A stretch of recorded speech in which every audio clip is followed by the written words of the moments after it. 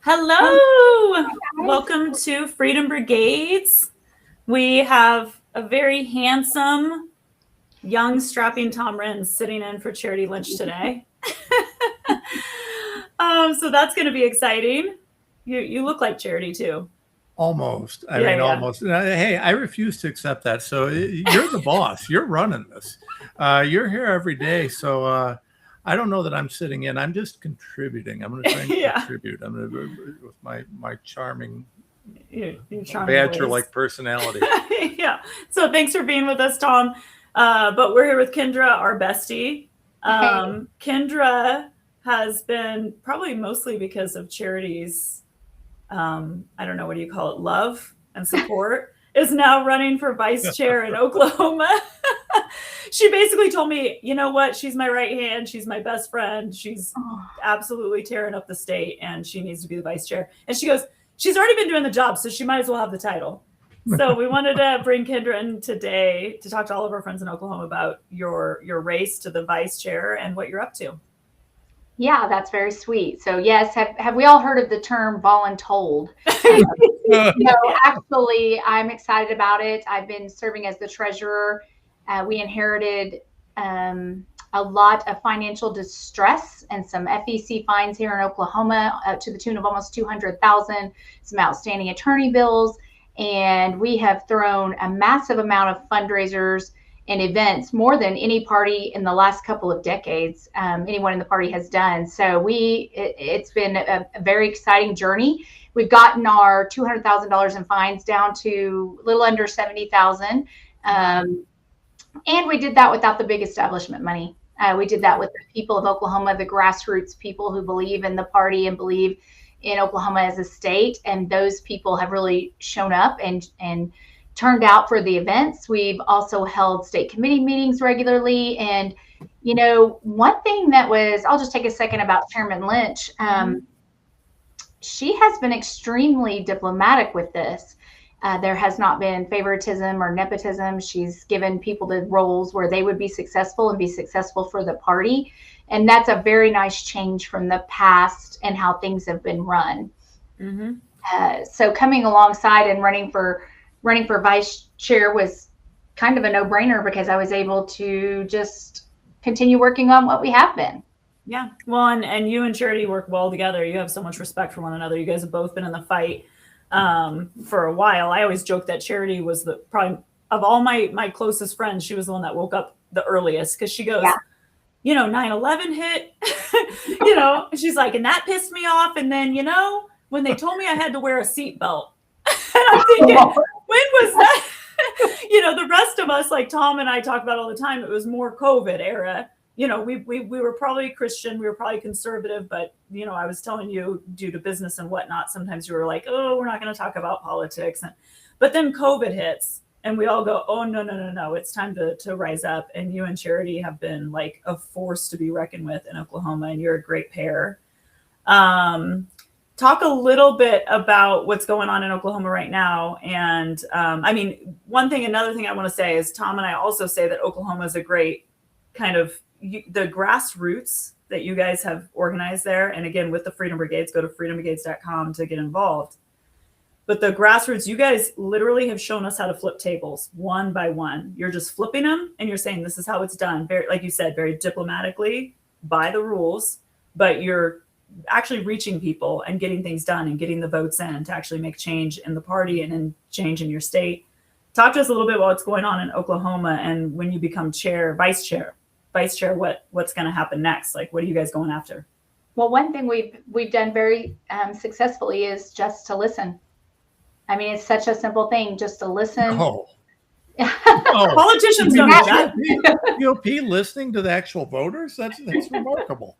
It has been there's been some pushback on that. Like, why would you listen to them? But listening, going regular county chair meetings to listen to I'm sure other states are this way, but in Oklahoma, not only do we have 7 ecosystems from our southeast to our northwest, but the people are very different from community to community.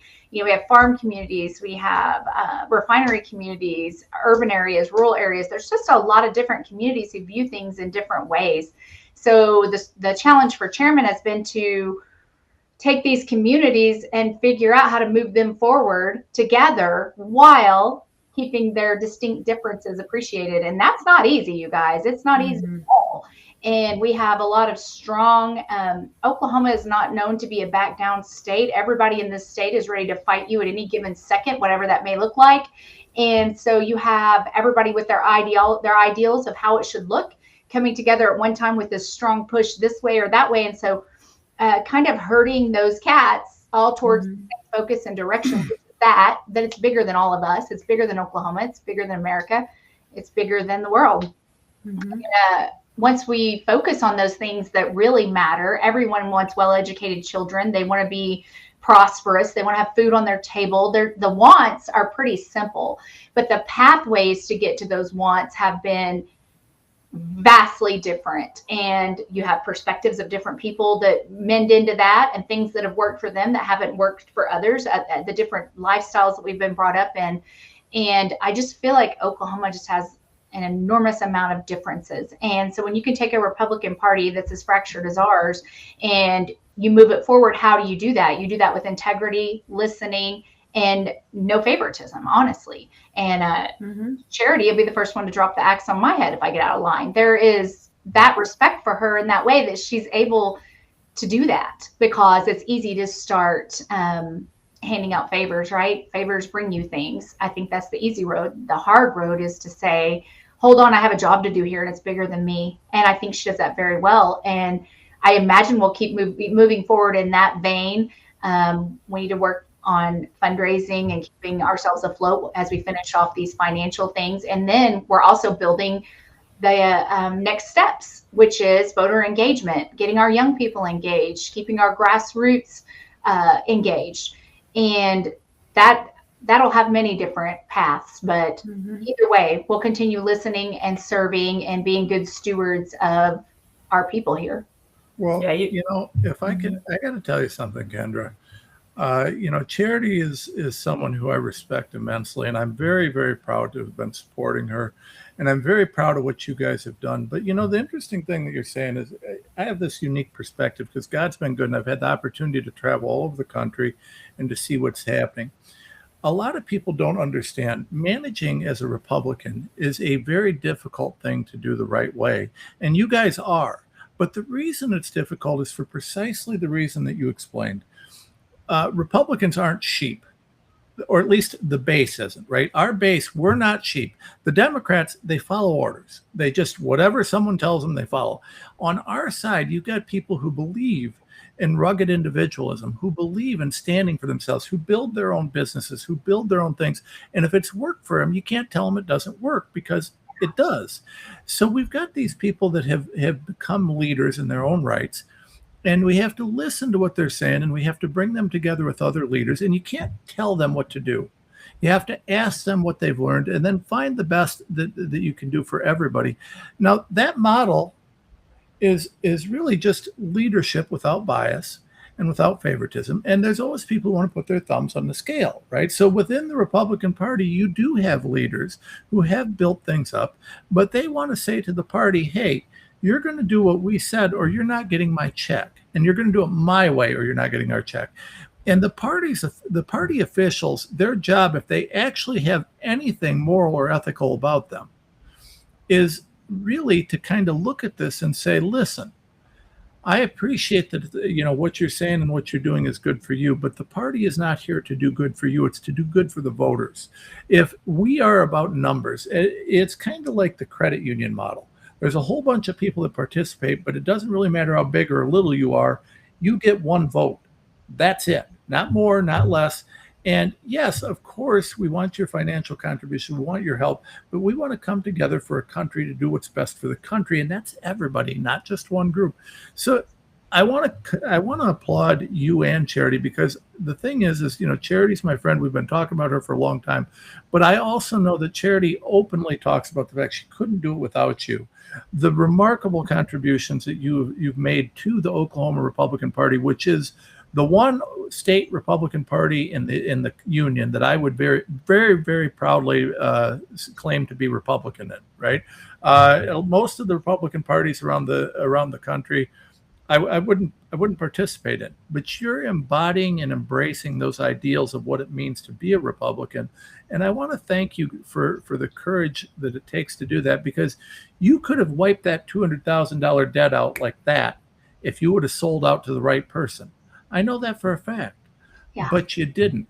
You stayed true to what it means to lead. And because of that, Oklahoma is becoming stronger, and the Republican Party in Oklahoma is becoming stronger. And the reality is, if this experiment that we're fighting so hard to support in Oklahoma is successful, then we can say to the Republican National, hey guys, I have an idea. How about, instead of waiting for someone like Charity and Kendra to come in and basically lose their butts and work for free and kill themselves to do this, how about we pay our leadership a good wage and then put very strong protections against special interests. That way we can actually win elections honestly, without trying to play these manipulative games and just selling out to the money.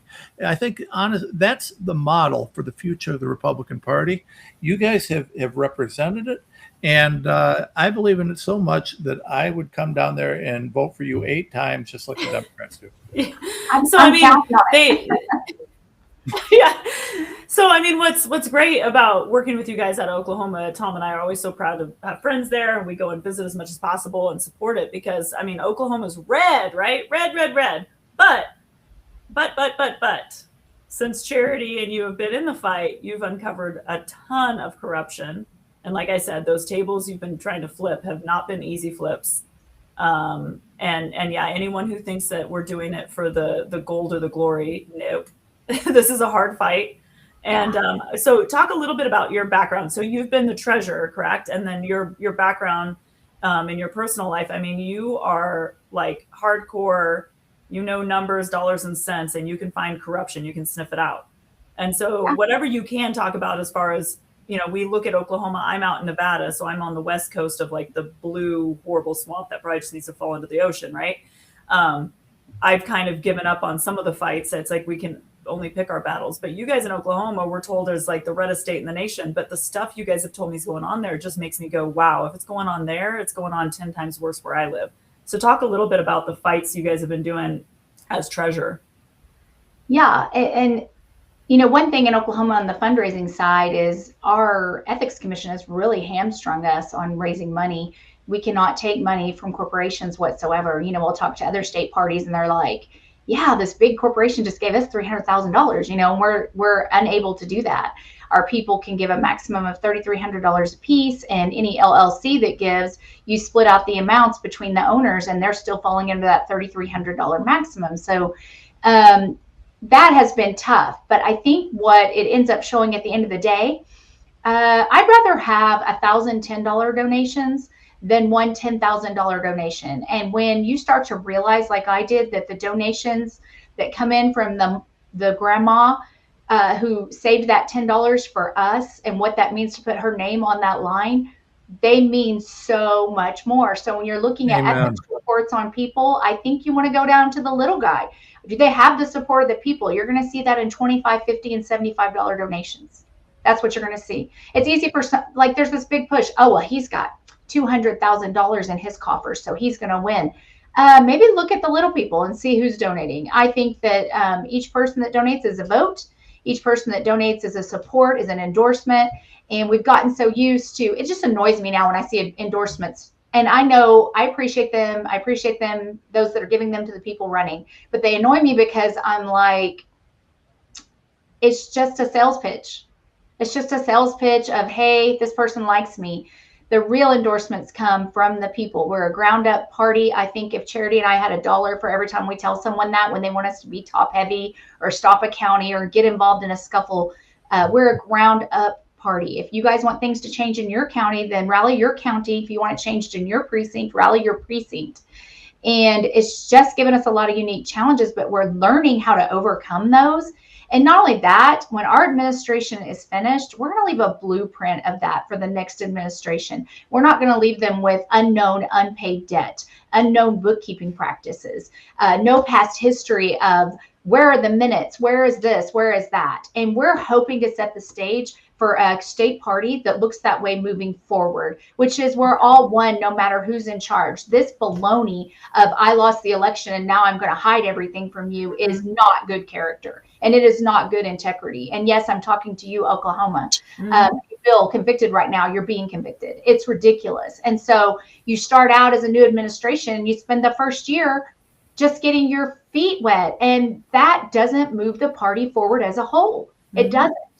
And so those are the things we're going to change. Well, particularly for Oklahoma, being one of the kind of root of the Bible Belt, I feel like it's very important to point out what you said, or at least one aspect of it. Yeah, it seems like there's this little blurb in that book that we all like to read, the Bible, and where Christ noted that the greatest gift that was given wasn't the guy who was given from plenty, but it was the widow who gave her last dime, her last couple shekels, to show her support. The thing about it is that ultimately, and I've felt this way a long time, because I have always had a ton of support from people who will give me $5, $10. And if you look at my Give, Send, Go to this day, you'll see comments from people. I wish I had more, but I'm so grateful to give you this $5. And I got to tell you, I don't have words to describe what an honor that is. I mean, it's such a privilege to know that regular people believe in me and know that that's happening. And that is what our party should stand for. I mean, it's hard to really even begin to, I've gone to events and, you know, you speak in front of how many thousands of people, and I'll get done, I'll go off the stage and I'll shake hands and I'll stand there for hours. And it's incredible because there's people that'll wait a half hour to shake your hand and just tell you thank you. Hey, I just stood here for a half hour to tell you thank you. Oh my God, really? Well, that means that what we're doing is real. It's touching your lives. We're standing for something you believe in. And if our parties had any ethics at all, that's what they would be striving for, because that's a vote. And at the ballot box, being Mark Cuban rich shouldn't be the thing that's winning you an election. It should be, you should have no more vote and no more influence than the guy who, you know, is broke working his 9-to-5 job trying to feed his family. That's what our party should stand for. That's the path to the Republican Party being the American party, to being the party that represents the people. And that's what you guys are doing. It's not magic. It's not even, it's groundbreaking, but it shouldn't be. It's where we come from. That's who we're supposed to be. So, you know, I mean, to that extent, 100%. God bless you guys. Thank you guys so much for what you're doing, because all you're doing is bringing principle back to politics, which I know is an oxymoron in many cases, but you know, you guys should be commended. I'm so proud to stand by you guys. Yeah, I mean, some of the stuff that you guys talk about, it's like, okay, well, that's common sense. And yeah, that's the way democracy is supposed to go. And yes, we do vote and we do have procedures and policies in place. But what you said about handing the baton to the next administration, basically, right? The people that take over next. I mean, that I'm seeing from state after state after state. Any of our good grassroots leaders that we get in there, they call us up and go, oh my goodness. Yeah. What's lacking, and what's been lacking for a long time, and again, we can get into COVID and just how this has all been orchestrated, in my opinion, from precinct to GOP, a complete takeover of corruption and no one paying attention. But there's no transparency. We always talk about truth and transparency, right, with the leadership. And what you're saying is there was a lot of things that were kind of muddled before you that didn't seem like they were above board, and you guys basically inherited a shit sandwich. Yes. that you've been trying to kind of unravel. I've heard this from a lot of GOPs, and the people before are very upset that you're shining light in a place that they wanted to always be dark. they slam the door on it. They don't want you looking at it. So talk a little bit about that and what you guys have been working on. Yeah, we and I do think that I want to lead off with this. These state parties and things are typically volunteer jobs. Sometimes people are in the right role with the right skill set. You know, sometimes it happens that way. And sometimes people are in the wrong role with the wrong skill set and they make mistakes. I'm going to make mistakes. Charity's going to make mistakes.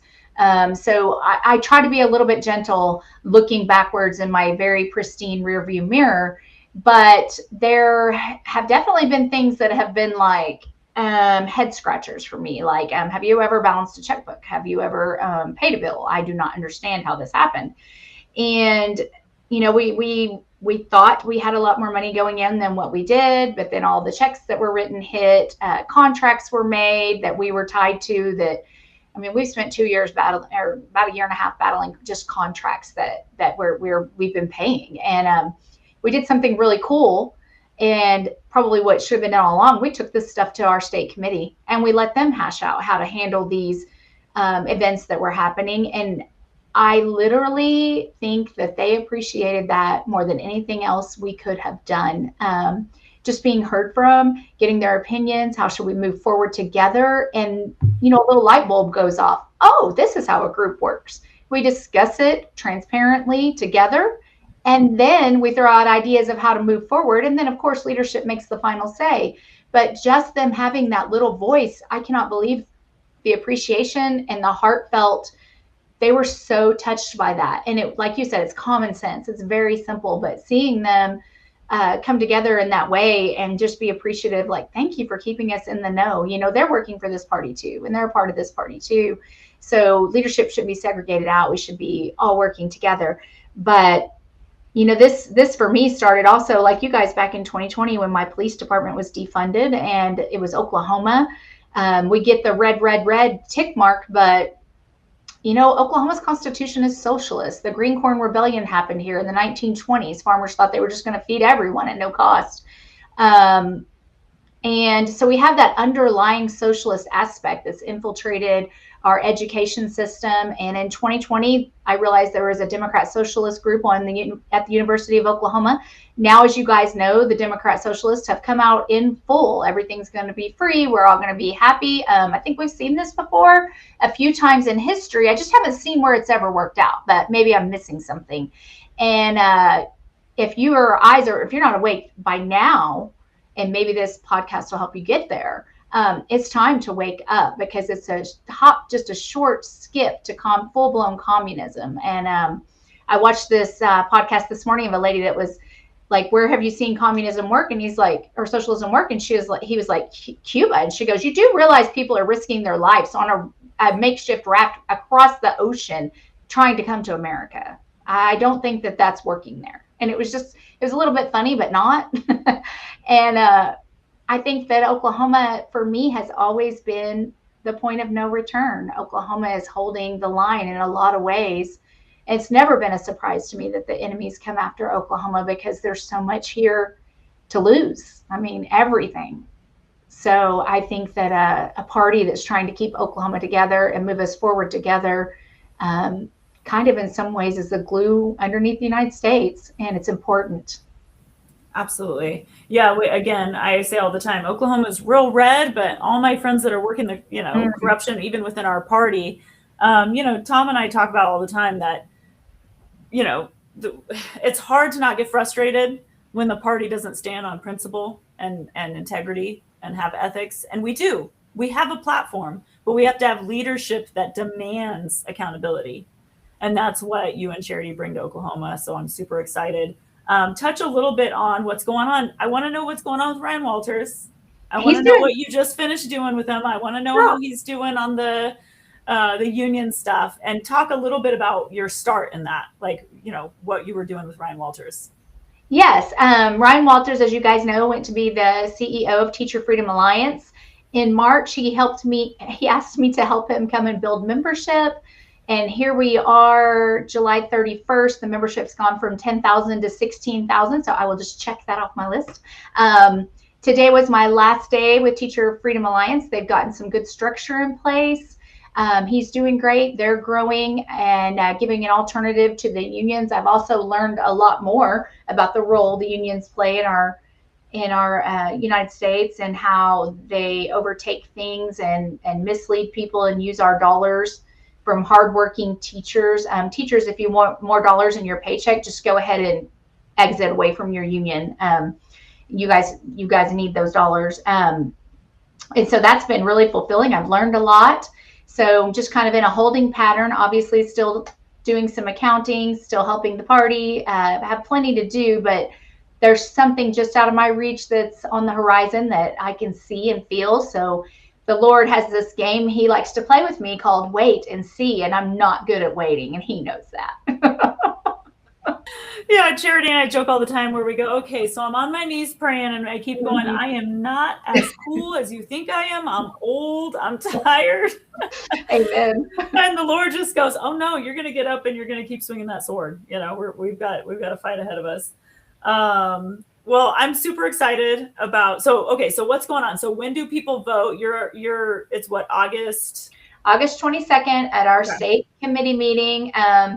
As of today, I am unopposed. And, I pray that's a testimony to all the work I've put in on every side of this party to respect and respond to people that I disagree with love and care and not WTF. I'm proud of myself for that because that's really sometimes what my head is saying. And so I've reached out and I haven't heard any opposition. And I love the people in our state so much. And I'm pretty proud of this, that we're able to just, get this election done and get back to work because as you guys know, we have so much left to do. Well, you and Charity don't ever stop working. Mm-hmm. No. And you're going to do it anyway because the Lord calls you to do it. And that's why you guys are such great leaders. Before we close out today, one thing I wanted to touch on because I can't, we can't not touch on this. Kendra, did you watch Fauci plead the fifth 111 times? I did. And I made me sick every single time. And if I could jump through a TV and just punch somebody in the face, my life would just be so much better if I could just give him a swift punch. But and it wouldn't take a big punch because he looks like he's 5'85 pounds. He don't look healthy. But I just want all the people who wouldn't hug me or be around me because I wouldn't mask. Yes. I'm just waiting on my apology. I did what's best for me and my family. It's always, we always preach freedom and choice. And, there weren't a lot of choices for me. The supermarkets I couldn't go in without a mask in my city. All the things that I was not able to do because of fear. And did you follow the lines down the aisles? Because you didn't go the right way. Because COVID only went in one direction down grocery aisles. So I got so much trouble in grocery stores. It wasn't even funny. And my husband did this thing. We were in Gulf Shores, Alabama on vacation during spring break that year, and it really started to hit. They were talking about closing down the highway between Oklahoma and Louisiana. And we were like, what do we do? What do we do? And so we go to Walmart to get more supplies. And he's like, all the way down the aisle. And it was like the parting sea. People were just like, woo. And he's like, oh, I like this.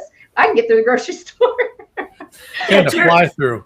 Yeah, Charity always jokes that I almost got our entire team when we worked together kicked out of many airports because I just couldn't handle it.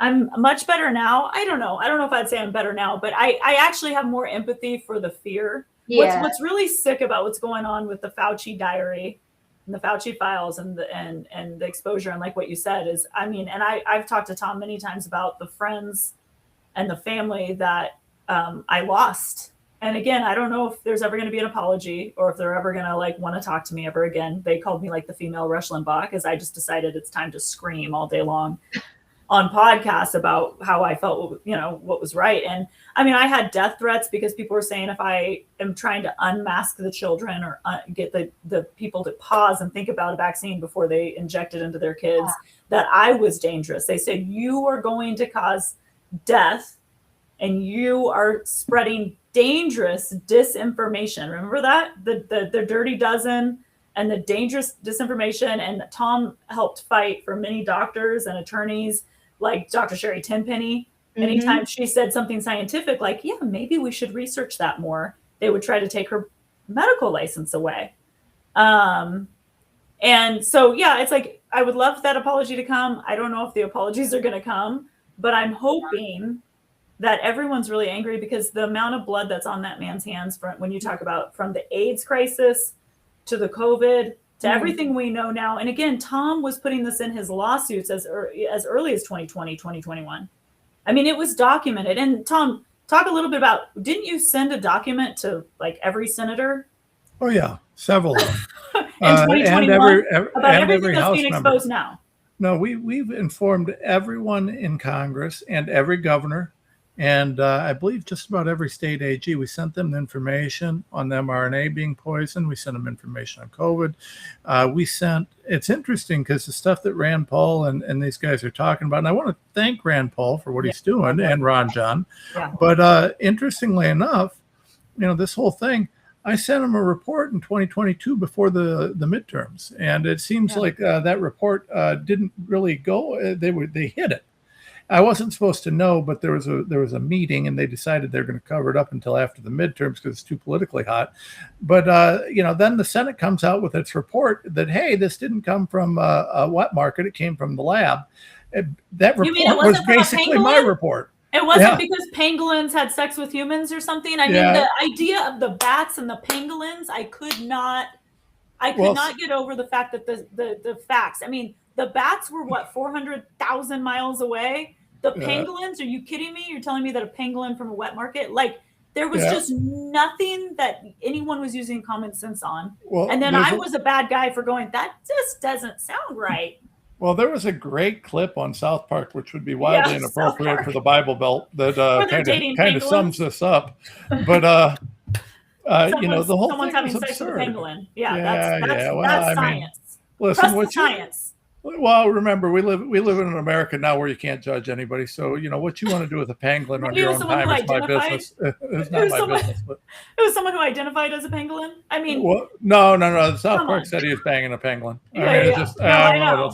I love to pretend it was it's South Park, so they're allowed to say that. You sued Biden, and it was everybody. Connected with Ralph Barrick and the gain of function research. And what Americans need to know, and what you've been saying for literally 5-6 years now, Tom, is we funded it. We funded the gain of function research. People thought Obama said no more to that. That's not the case. We were funding it. We were doing it. It was released from a lab.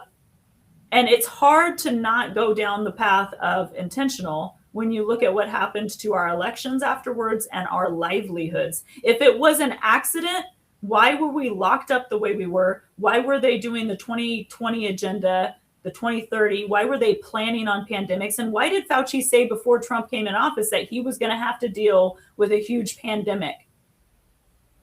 Well, I mean, he said it because he knew it, because it was planned. I mean, we got Event 201. Yes. I mean, I went to Congress and I testified in a hearing that the CIA was involved.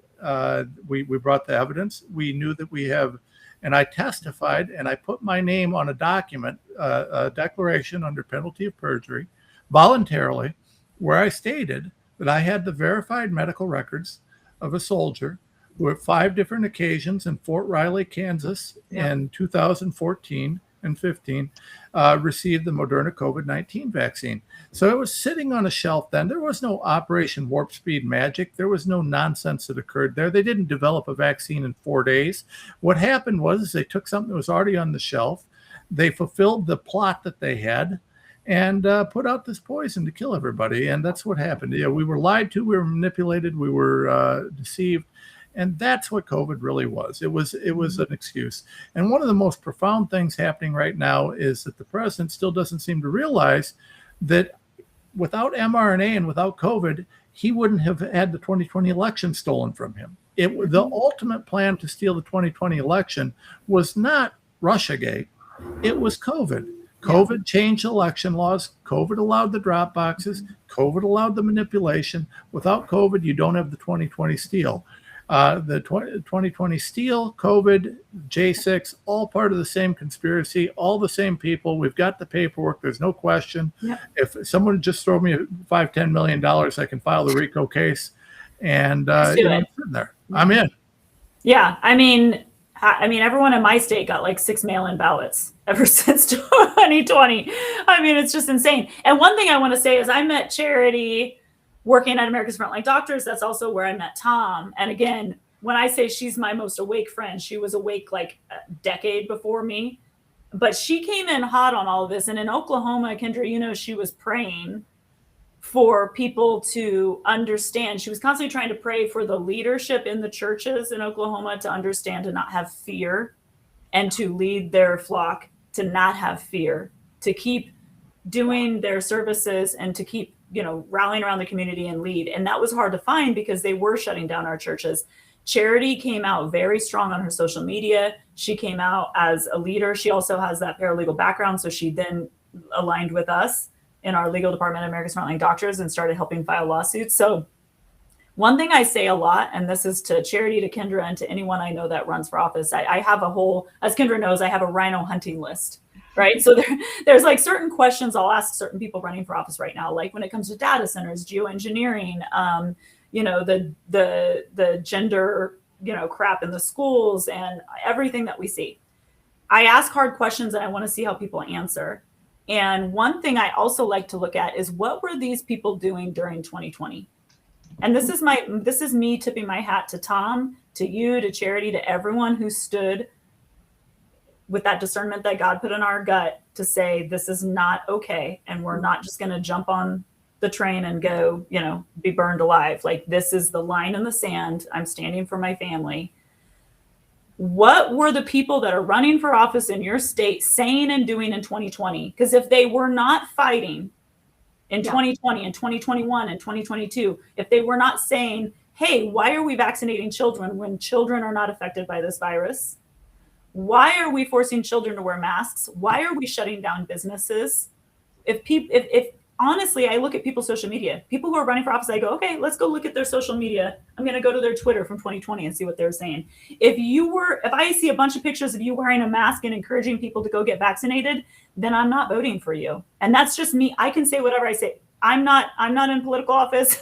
I'm not saying everyone has to follow me, but I don't like incumbents. I like fresh faces. I worry about rhinos so much that, yes, I also worry that you were right at the start of this fight. And it's okay if you've come along, but I also think about that. And that's one thing with Charity is she has been in the flame of truth since the moment I've met her. And then when you look back at her history, I mean, she was constantly fighting for us in the very beginning of this fight. And I really appreciate that and respect that. And let me throw something out here. I have known Charity, and I've met her, you know, around probably the time that Andrea and I met back at America's Frontline Doctors, as she was noting. I've watched, and you know, it's kind of hard because a lot of people don't know, and I don't always talk about who I work with, where, or what's going on. But Charity has become a true friend to me. Like we talk, we chat. I know her family. She's got wonderful kids, a wonderful husband. They're just good people. And I will tell you that Charity has been a warrior on this stuff. And every single time I have ever needed her help or support, she's done it unflinchingly. I will tell you that Charity is one of the most hardcore people that I've ever seen on this. I don't know another person who's been able to get into a position like Charity, you know, a state Republican leader, that is so unflinching and unwavering in her support for principles. She has never, ever slowed down at all on any of this stuff. And, you know, I mean, it's incredible that we have someone like her in a position like this. You know, she's done such good work, and it's such a difficult thing because, you know, you're constrained a little bit when you take the job. And like I said, I've known Charity for a long time, so I knew her heart. And when you take the job as Republican leader, you have to kind of have to do what the job is. But the fact that she's done it, and you know, she can't just go out there and burn the barn every day, right? She can't go out there and just even though she'd like to. No, I'm just kidding. Some of the things that I can say, she can't, right? She can't. But it doesn't mean that's not what she's fighting for. And I know because she will ask me, how do I do this? How do I do that? So I want people to know that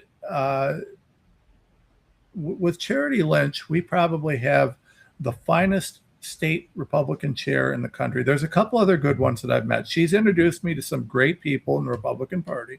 I didn't think there were any, but there are. It turns out there are some, and so it's not just her, but she is definitely stalwart. She is a warrior in this, and for anybody that loves me or supports me, I just want you guys to know. I know Charity's heart. I know what she's sacrificing on the backside to do what she's doing. And I know that, you guys may not know her, and there's inherent distrust to anybody who's a part of the establishment at all. But she's trying to fix the establishment. She's not a part of it. Her going in there is akin to, to me taking a job in the government. It's shocking. And I didn't, and I probably would never be able to. But they've tried to get you to do it. Well, yes, they have. But it's the kind of thing where you just got to know you got the right person in there who's doing the right thing for the right reasons. And I really do truly support her and support what you're doing down there as well. I mean, we've got to get you guys, we got to keep consolidating the power of the Oklahoma Republican Party to lead and to really become kind of the example. The example you guys are setting needs to be the example that we're seeing around the country, and that's what we need the Republican Party to be. It's not always going to look perfect from the outside because it can't, but it doesn't mean you don't have the right people fighting the right fight for the right things. And I'm very proud of you guys for Kendra, you and Charity have just. Because I hear about the attacks. I hear about what you guys are doing. I hear about what's going on. And, luckily, by the way, anybody wants to get information from me, it's underprivileged. So good luck. You can't speak on this. But it really is. It's phenomenal what you guys are doing. And I'm proud of you. There are moms, wives, and hardworking women all around too. So it's like, you guys are standing in a flame that most people would be running from. So we thank you for that. Any last words, Kendra, you want to say to your constituents, because you're about to be the chair? I mean, you're already the treasurer. You're already so involved in the state. You've done so much good for the school board too, and the school district and all the kids. I know that that's where your heart is protecting the kids. But just talk a little bit, give us a little farewell as far as what we're going to see you do in your upcoming position. Yes, thank you for that. And Tom, I agree. Everything feels so much more settled now. We're 14 months in, and I mean, the trust that's been built back within the party just doesn't get enough praise. And Charity and I, neither one. I have a feeling we're all in big trouble after this too, by the way. But we don't do it for the praise, and it feels dishonest when we get praise because we're not doing it for that. We're doing it because the Lord's called us, and it's the right thing to do. And what you're going to see is the same thing, Andrea, the consistent transparency, communication, education of our constituents, making sure that we are keeping integrity and principles at the top of the list. And the main thing, the biggest thing for us has been just to always remember to give the glory to God, because that's where the true praise lies, and the worship and the appreciation that insignificant little wives like us can do amazing big things, is because our Father supports it all.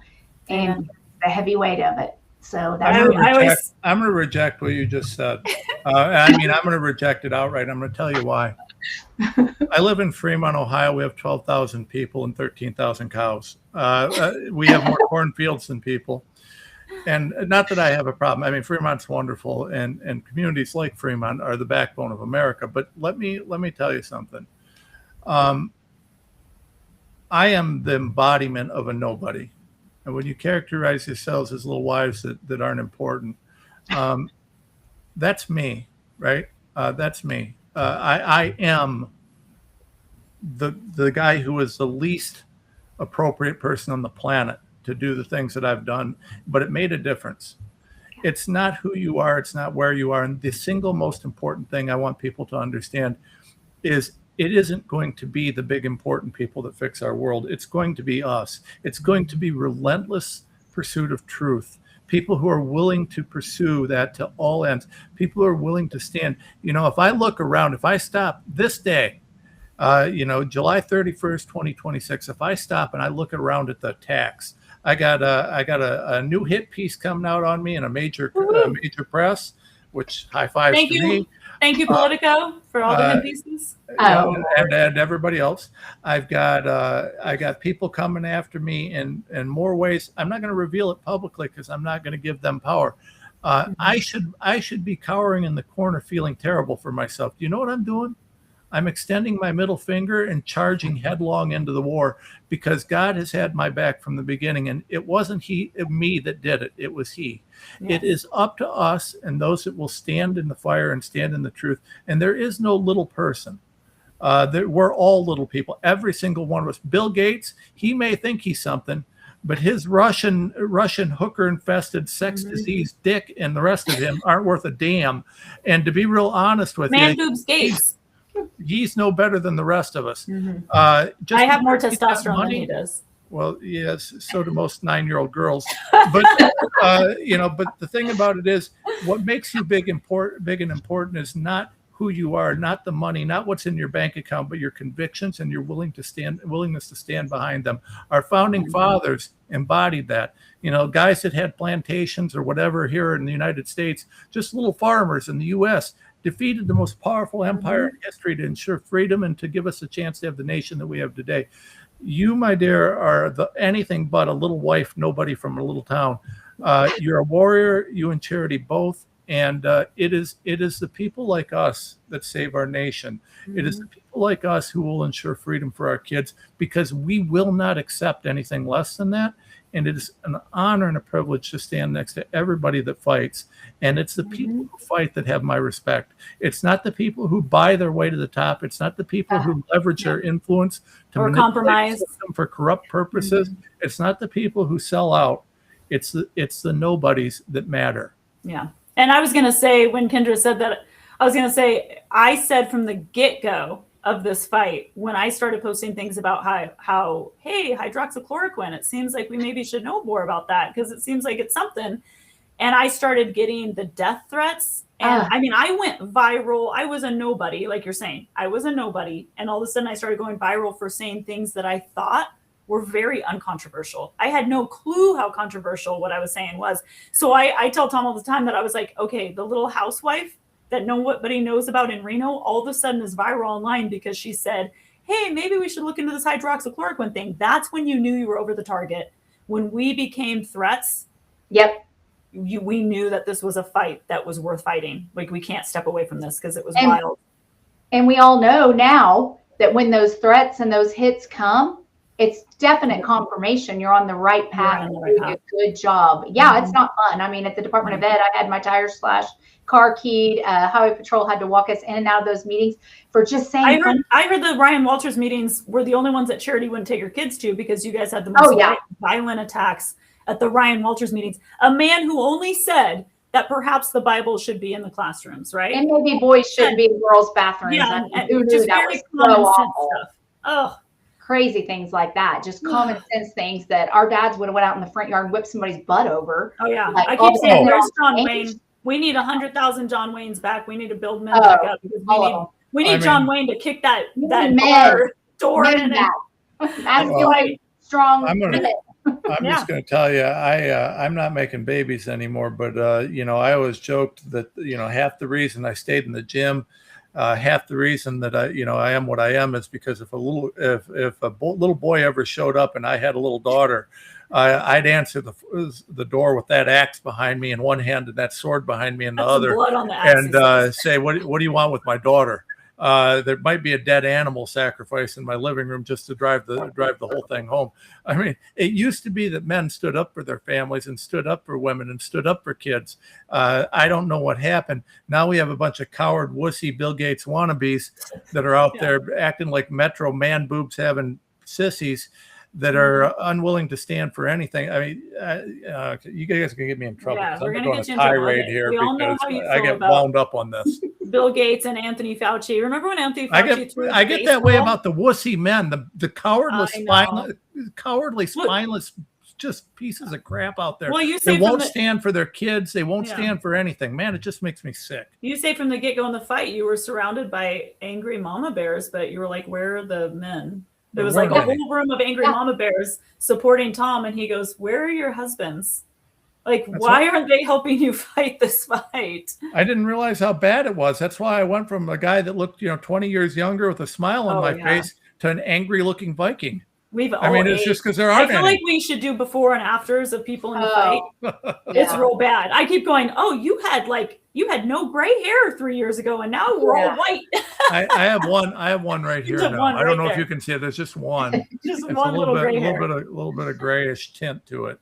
All right, before we go, guys, I want to talk about a new sponsor for Freedom Brigades. First of all, 4 hours a month. You sign up at Freedom Brigades. What we do is we help give you the tools, like Kendra and Charity have been doing in Oklahoma. We have state reps in every state. We have state leaders in every state, and we encourage you to go to your county commissioner meetings, your school board meetings, to get involved with people like Kendra who are running for office, because like General Flynn says, we can only win this fight from local up to national. So you've got to pay attention to what's going on in your hometown, what's going on in your local meetings, and we can help you do that. So you go to Freedom Brigades, you sign up only for 4 hours a month of your time. We'll tell you where to go and what to do. You can help us keep flipping this table of righteousness over and saving our country. But we also have great affiliates and sponsors of the Freedom Brigades that also help Charity and the Freedom Brigades sustain and keep going. And right now we have Nutrition Elements. Tom and I are now obsessed with Nutrition Elements. Go to nutritionelements.com, use code FREEDOM, you get 20% off, which is huge. And then he also is going to give a great little kickback to Charity and the Freedom Brigades because he supports the CEO there is a great man, Evan, and he supports what we're doing and wants to give back. So Nutrition Elements, Tom, what do you take from Nutrition Elements? They have great supplements. I love their apple cider vinegar gummies. I also love their mind and focus gummies. The sleep gummy is great. They're great products. I was very surprised, and not only are they great, but they actually taste good. Yeah, which is really bizarre because I look over here and it looks like a pharmacy. I got like so many supplement samples I get from everybody, and I test them all out, which means I might actually end up glowing at some point. But they're all supposed to be natural. But Nutrition Elements, the big thing is can I feel a difference? And the answer is yes. I have, and it does. The sleep gummies help me sleep. The relaxation gummies do. Whoa! You help you sleep. You don't sleep, Tom Renz. Well, but I try to get 3 or 4 hours a night. Yeah, right. The sleep gummies, what this company does, the sleep. Me and my mom, we've been doing the lion's mane. It has CBG in it. You can't really find a lot of these great We're learning a lot about mushrooms. A lot of people know about the turkey tail and things like that. That's coming to more mainstream, thank God. Praise Lord that people are learning that it's not psychedelic mushrooms, just these mushrooms that support our wellness are great. Lion's mane with CBG. Nutrition Elements are the only people out there that blend that CBG with the lion's mane. I've been taking it. My mom, who's 70, has been taking it. It's for your brain. You would be shocked, Kendra. It's like I feel so clear, just focused. It's hard to explain, but I just take 2 of them a day, and it's amazing. But he has a bunch of CBD, CBG products, CBN to help you sleep, but also, like you were saying, the apple cider. And then he has a Rise and Shine mushroom coffee. I'm a coffee person, like Tom knows, because he's been on the road with me. I'm not going anywhere until that coffee hits my lips, and then an hour or 2 later I can work. I stopped drinking regular coffee, and I just use his Rise and Shine mushroom coffee now. Yeah. If I call Andrea, hey, we got a meeting, are you ready to go? No, I haven't had coffee yet. Yeah, I'm like, that just means I'm done. I'll call you in a little bit. Yeah. I need coffee like 2 hours before I have a meeting. But the Rise and Shine. So Rise and Shine, it's just a little powder you put in water. I put a little cream in it. Tastes like coffee. Tastes amazing. And it's so looks like it has collagen in it too. So yes, that's collagen. For those of us of a certain age. There's a lot of biohacking that Evan does. No. Yeah, Kendra and I are all into that. along with the fight and the gray hair, yeah, the you can see it on my face. You can see on my face that I've been cursing Fauci out nonstop for 6 years. You know what I mean? See my youthful glow here.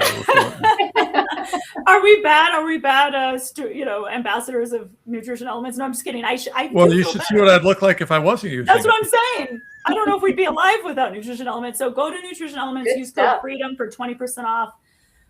Make sure Kendra becomes vice chair. I mean, Kendra, you're going to be. I actually joked earlier. I told Tom before we got on the show. I'm like, she just needs to be governor.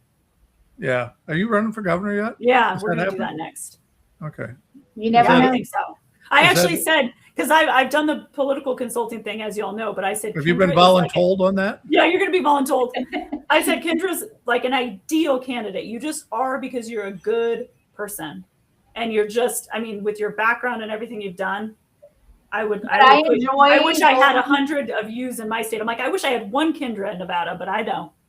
But I can hold 100 people accountable, or just be one person in a fish swimming against the stream, like holding people accountable we have so much to do on the outside of that political trap that I just almost can't stomach it. Even running for vice chair, I'm just like, seriously, like the election piece, the fakeness of the whole thing, just yuck. But that's what I like to hear from people running, though, is yuck, because you're in there. Like Charity ran her campaign, she put her muck boots on, she was out there going, we're draining the swamp, we're cleaning it up. So anyone who's going in there saying this is fun has lost their dang mind. It ain't fun. Right. You're out there, you're stomping on snakes, you're fighting the enemy. We'll be praying for you.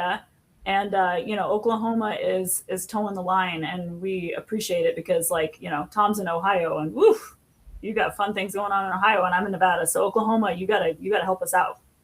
Yes, we plan to. Charging forward for us, giving us hope. All right, y'all. We will see you next week, and hopefully Charity will be back. And Tom, it was such a pleasure seeing your glowing, smiling face today. Thank you for joining us. Wonderful. I don't get to come on this one as often. I'm usually just a little bit busy, but I mean, I love you guys. The Freedom Brigades are such a critical part of everything we do. And honestly, we need Freedom Brigades everywhere. We need a million people following this. You guys you're making a difference, and praise God for what you're doing. Praise God. Amen, everyone. Love you. See you next week.